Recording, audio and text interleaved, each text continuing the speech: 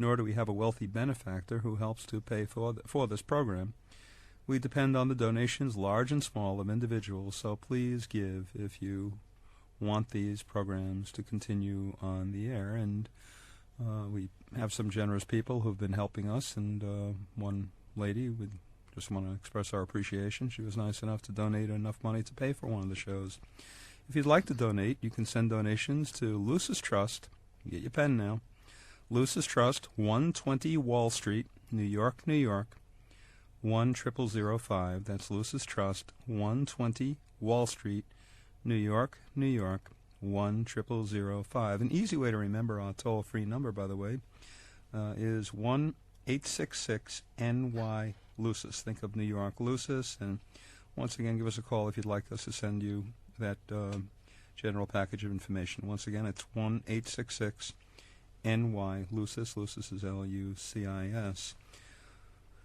Back to our interesting show on crisis. I'm really intrigued by what Sarah and Dale have been saying.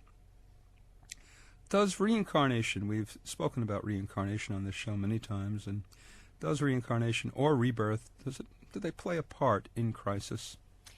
I think they do because, even traditionally it's said God never gives you a burden too great for you to bear, which sort of implies that whatever our crises or our tests and problems are, they are appropriate for us at the time. And that, to me, is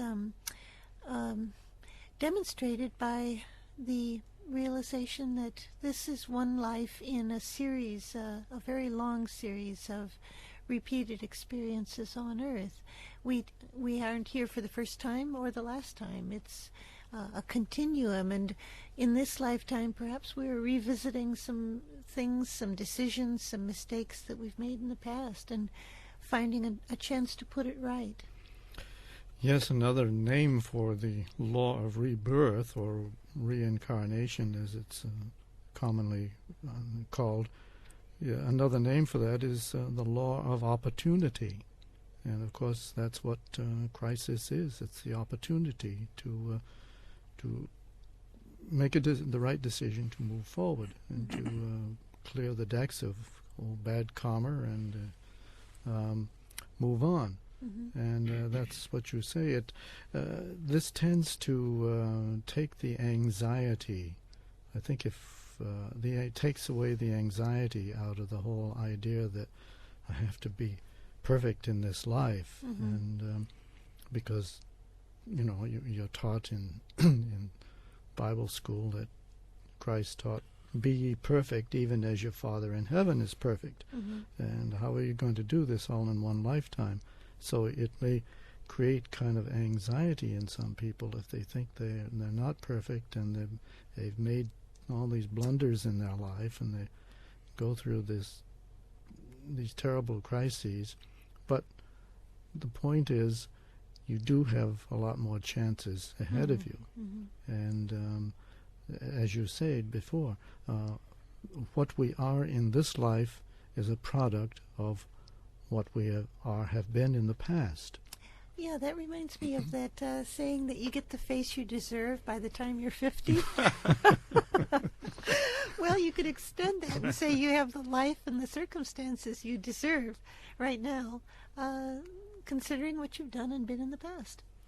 And I think that's because that, if you look at it from the standpoint of the soul, that's what it's trying to do. It is constantly working, little by little, life after life, towards integration. Which means what? Well, it's integration in the consciousness sense. Integrating meaning to include oneself with?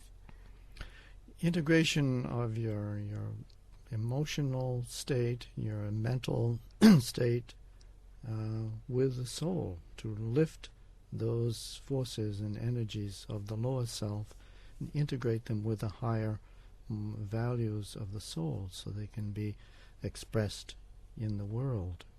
Okay. So it's, you don't believe me. So. Yeah, no, I do.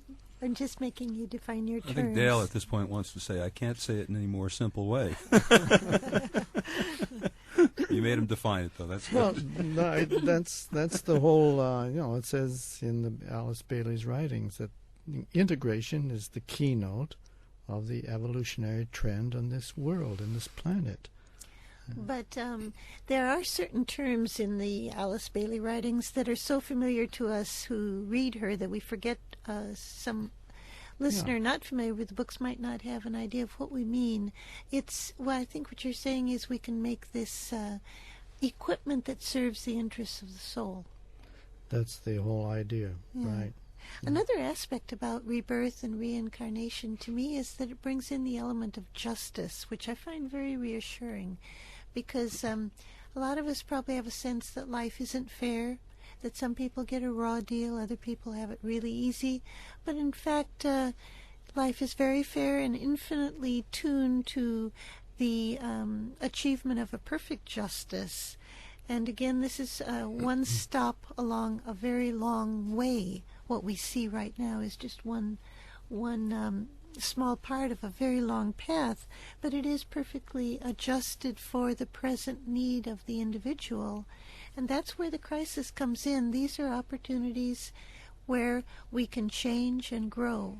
It's a redemptive way of looking at life. You can take your circumstances, even when they're really bad, and redeem them, turn them to something that serves your spiritual growth. And we're never given by the soul. The soul never puts us in a condition that we can't handle. That never demands that we become something that it's impossible to achieve in this particular life. It's always doable if we just are able to step back and see really where the problem lies, and then be honest and make a correction. Well, I certainly like your definition of life a lot better than Sartre's definition when he said that life is the interruption of pleasant non-existence. I don't exactly agree with him on that one. Alice Bailey said that the pursuit of an even tenor is not always the best course in a crisis. What do you think she meant by that? I think she was saying that to stay with the known and the familiar can be deadly to the life of the soul. And so many people are absolutely intent on preserving that familiarity, that calmness, that harmony, that equilibrium, which can lead to a kind of a status quo without growth.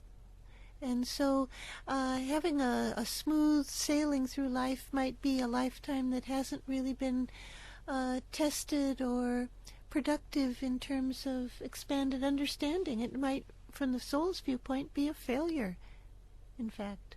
That's interesting. Yeah. So I agree with that. So, Yeah, well, I remember a friend of mine who left Harvard Law School and who was about to be make $1 million a year, who decided that instead he was going to take a job in the Caribbean, so he spent the rest of his life just basking in the sun. So to the soul, must have been a failure of a life. That's about all the time we have for our discussion today. You've been listening to Inner Sight. Now we would like to close with a world prayer called the Great Invocation. It's a call for light and love and goodwill to flow into the world and into our hearts. Let's listen for a moment to these powerful words.